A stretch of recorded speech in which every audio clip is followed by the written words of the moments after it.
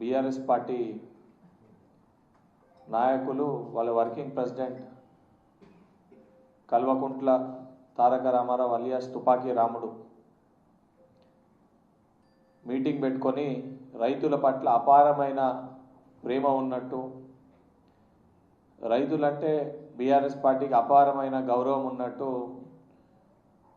రైతుల సభని ఏర్పాటు చేయడం జరిగింది. ముందుగా ఆల్రెడీ రోజు ఉదయంకి వెళ్ళి ఈ విషయాలపైన లెక్కలతో సహా మా పార్టీ పిసిసి అధ్యక్షులు, సహచర విప్లు అందరు కూడా కొన్ని లెక్కలు చెప్పడం జరిగింది. ఆ లెక్కలతోటి కొంచెం స్పష్టత తెలంగాణ ప్రజానీకానికి అదేవిధంగా కేటీఆర్కి తెలుసుకున్నాం. 10 ఏళ్ల బీఆర్ఎస్ పరిపాలనలో అనేక సందర్భాలలో రైతులకి రుణమాఫీ చేస్తామని చెప్పి రైతుల్ని పట్టించుకోకుండా ఖమ్మంలో మిర్చి రైతుల చేతులకి సంఖ్యలేసి నేరెళ్లలో రైతులని హింసించి జైల్లో పెట్టి ఆ రోజున్న పోలీస్ వ్యవస్థని వాడుకొని వాళ్ళని ఇష్టం వచ్చినట్టు అడ్డగోలుగా వారిపైన దాడులు చేసి 10 ఏళ్ల మీ రైతుల సంక్షేమం కోసం బీఆర్ఎస్ పార్టీ ఖర్చు పెట్టింది కేవలము 2,88,000 కోట్లు మటుకే. 10 ఏళ్ల బీఆర్ఎస్ పరిపాలనలో 2,88,000 కోట్లు మటుకే బీఆర్ఎస్ పార్టీ రైతుల సంక్షేమం కోసం ఖర్చు పెట్టింది. గౌరవ ముఖ్యమంత్రి రేవంత్ రెడ్డి గారు ప్రజాప్రభుత్వం అధికారంలోకి వచ్చినాక 28 నెలల్లో 1,52,656 కోట్లు 1,52,656 కోట్లు కేవలము 28 నెలల రైతుల సంక్షేమం కోసం, రైతుల రుణమాఫీ అయితేనేమి, సన్నాలకి బోనస్ అయితేనేమి, రైతు భరోసా అయితేనేమి, రైతు బీమా అయితేనేమి, రైతుల సంక్షేమం కోసము అనునిత్యము రైతుల కోసము పనిచేస్తున్న ప్రభుత్వము ప్రజాప్రభుత్వం.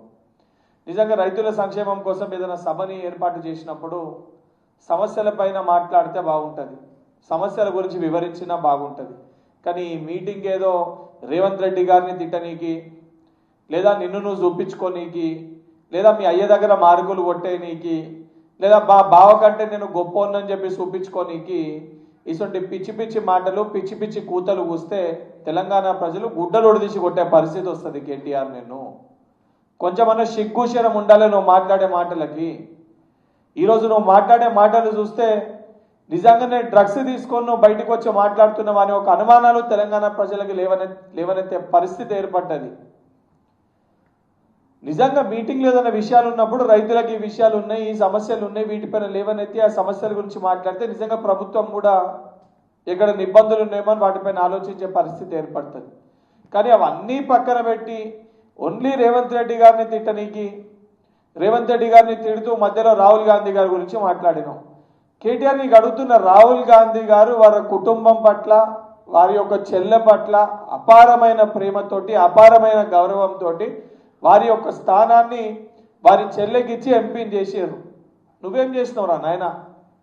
మీ చెల్లె ఈరోజు మీ పార్టీ ఇడిచిపెట్టి, నీ కుటుంబాన్ని ఇడిచిపెట్టి రోడ్డుపైకి వచ్చి నేను రోజు నీ గుడ్డలిప్పుతుంది. అనుక్షణం అనునిత్యం నేను రాక్షసుని లెక్క సంబోధిస్తుంది.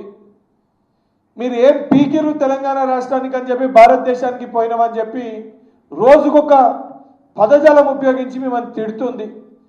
కల్వకుంట్ల కవిత గారు మిమ్మల్ని రోజు తిడుతుంటే సిగ్గు లేకుండా, వాటికి సమాధానం చెప్పలేక, ఆ మాటలకి స్పందించలేక, ఇంట్లో ఇల్లే సగగా పెట్టుకోకుండా బయటకు వచ్చి రాహుల్ గాంధీ గారి గురించి, రేవంత్ రెడ్డి గారిని విమర్శించే స్థాయారనేది. ఈరోజు నిన్ను ఈ యొక్క మాట్లాడే పరిస్థితి ఎందుకు వచ్చిందంటే, నువ్వు కొడుక అనే పదం ఉపయోగిస్తే నేను కూడా ఏంద్రా నా కొడుక అనే మాట్లాడే పరిస్థితి ఏర్పడుతుంది. నువ్వు ఏ రకంగా మాట్లాడితే ఆ రకంగా నీకు కూడా సమాధానం చెప్పాల్సిన పరిస్థితి ఏర్పడుతుంది. అమెరికాలో చదువుకొని సూటు బూట్ వేసుకున్నప్పుడు మాట్లాడే పద్ధతి కూడా నేర్చుకో. మాట్లాడే మాటలు ఏ రకంగా మాట్లాడుతున్నా కూడా ఒళ్ళు దగ్గర పెట్టుకొని సోయితోటి మాట్లాడు. ఒక కడుపు మంటతోటి ఏదో మీ సామ్రాజ్యాన్ని, మా అయ్య తర్వాత ఈ సామ్రాజ్యానికి నేనే రాజు అయితా, తెలంగాణ మా అయ్య తెలంగాణకి రాజు, మా అయ్య తర్వాత నేను యువరాజు అయితా, నేను యువరాజు నా పట్టాభిషేకం కాకముందే రేవంత్ రెడ్డి గారు వచ్చి ప్రజల ఆదరణతోటి నా కుర్చీ గుంజుకపోయిందని ఒక కడుపు మంటతోటి మాట్లాడితే ప్రజలు తూ అని చెప్పి నీ ముఖంపై ఉంచేసే పరిస్థితి ఏర్పడుతుంది. ఇప్పటికన్నా నిజంగా నీకు చిత్తశుద్ధి ఉంటే నేను దీనికంటే ముందు కూడా నీ పైన చెప్పిన, నువ్వు డ్రగ్స్ తీసుకుంటావు, ఆమ్స్టర్డామ్ పోయినావు, ఈ డ్రగ్స్ టెస్ట్ కోసము తర్వాత నా పైన డ్రగ్స్ టెస్ట్ చేయమని చెప్పి నువ్వు తర్వాత వచ్చి చెప్పినప్పుడు ఆమ్స్టర్డామ్కి పోయి మొత్తం కూడా టెస్ట్ అన్ని చేయించుకొని క్లీన్గా చేసుకొని నువ్వు మళ్ళీ తిరిగి వచ్చి డ్రగ్స్ టెస్ట్కి నేను సిద్ధమని చెప్పి చెప్పినావు. మళ్ళీ ఇప్పుడు చెప్తున్నా, మళ్ళీ ఇప్పుడు నువ్వు డ్రగ్స్ సేవిస్తున్నావు ఒక అనుమానాలు మాకు వస్తున్నాయి. నిజంగా నీకు చిత్తశుద్ధి ఉంటే డ్రగ్స్ టెస్ట్కి రా, లేదా నీ పాస్పోర్ట్ని బయట పెట్టు. నేను ఆమ్స్టర్డామ్ అటు దిక్కు పోలేదు, నేను బయట ఇతర దేశాలకి దానికి సంబంధించి నేను పోలేదు, నేను ఎటువంటి టెస్ట్ చేసుకోలేదని చెప్పి నీ పాస్పోర్ట్ని మీడియా ముఖంగా బయట పెట్టు. ఈరోజు అడ్డగోలుగా సిగ్గు లేకుండా తెలంగాణ ఇజ్జతమానం తీసేసి చేయాల్సిన నీచపు పనులు అన్నీ చేసి 10 ఏళ్ళ అధికారంలో ఉన్నప్పుడు రాబందుల లెక్క, రాక్షసుల లెక్క, దయ్యాల లెక్క రాక్షసత్వంతో తెలంగాణని పీడించుకొని తిన్నారు. ఈరోజు ఏం మాట్లాడుతున్నావు? మేడిగడ్డ కూలనీకి మేము బాంబులు పెట్టామని గాడిద పనులు దొమ్ముతున్నావా? అది అధికారంలో నువ్వే ఉన్నావు కదా.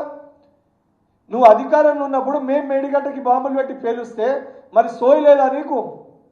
మరి అది అధికారంలో ఉన్న నువ్వు సోయి లేకుండా పనిచేస్తున్నావు. మరి మీ అయ్య ముఖ్యమంత్రి ఉండాల్సి ఏం చేసిండు? ఇప్పటికన్నా ఈ పిచ్చి పిచ్చి మాటలు మానుకోకపోతే అసెంబ్లీ ఎలక్షన్స్లో ప్రతిపక్షంలో కూర్చోబెట్టారు. మీ బలుపు మీ కొవ్వు తగ్గకపోతే పార్లమెంట్ ఎలక్షన్స్లో గుండు సున్నా ఇచ్చారు. ఇంకా ఇదే రకంగా విర్రవీగితే తర్వాత వచ్చిన ఉప ఎన్నికల్లో భారీ మెజార్టీ కాంగ్రెస్ పార్టీకి ఓట్లేసి గెలిపించి బీఆర్ఎస్ పార్టీని బొందబెట్టారు. ఇంకా కూడా మీ బలుపు తగ్గకపోతే రాబోయే ఎన్నికల్లో నిన్ను, మీ అయ్యని, మీ బావని ఫ్యామిలీ ప్యాకేజ్గా కుటుంబ సమేతంగా మిమ్మల్ని ఎమ్మెల్యేలుగా కూడా తెలంగాణ ప్రజలు, సిద్దిపేట, సిరిసిల్ల, గజ్వేల్ ప్రజలు మిమ్మల్ని ఓడగొట్టే పరిస్థితి కూడా అతి త్వరలోనే మీరు ఎదుర్కోబోతున్నారు. నిజంగా నీకు సిగ్గుంటే నువ్వు మాట్లాడిన విషయాలపైన చర్చగిరా. శాసన మండలి సభ్యునిగా, ప్రభుత్వ విప్పుగా 10 ఏళ్ళు కాంగ్రెస్ పార్టీ అధికారంలో ఉన్నప్పుడు రైతుల కోసం మేమేమి ఖర్చు పెట్టినాం, రైతుల సంక్షేమం కోసం మేము ఎన్ని నిధులు కేటాయించినాం, రైతు రుణమాఫీ కోసం ఎన్ని డబ్బులు కేటాయించినాం, 10 ఏళ్ళు మీరు అధికారంలో ఉన్నప్పుడు నీ సొంత సిరిసిల్ల నియోజకవర్గానికి ఎన్ని కోట్లు నువ్వు కేటాయించిన రుణమాఫీకి, ప్రజాప్రభుత్వం అధికారంలోకి వచ్చినాక సిరిసిల్ల నియోజకవర్గంలో ఎన్ని కోట్లు కేటాయించి రుణమాఫీ చేసినాం, అన్ని లెక్కలతో సహా చర్చకి నేను సిద్ధంగా ఉన్నా. నిజంగా నీకు చిత్తశుద్ధి ఉంటే, నిజంగా నీకు రైతుల పట్ల ప్రేమ ఉంటే, నిజంగా 10 ఏళ్ళ మీ పరిపాలనలో రైతుల సంక్షేమం కోసం నువ్వు పనిచేసి ఉంటే నువ్వు చర్చకి బయటికి రా. ఎవరు ప్రజాప్రభుత్వమా లేదా కషాయత్వంతో పరిపాలించిన 10 ఏళ్ళ మీ పరిపాలన ఏది కరెక్టో మీడియా ముఖంగా తేల్చుకున్నామని చెప్పి కేటీఆర్కి సవాల్ విసురుతున్నాను.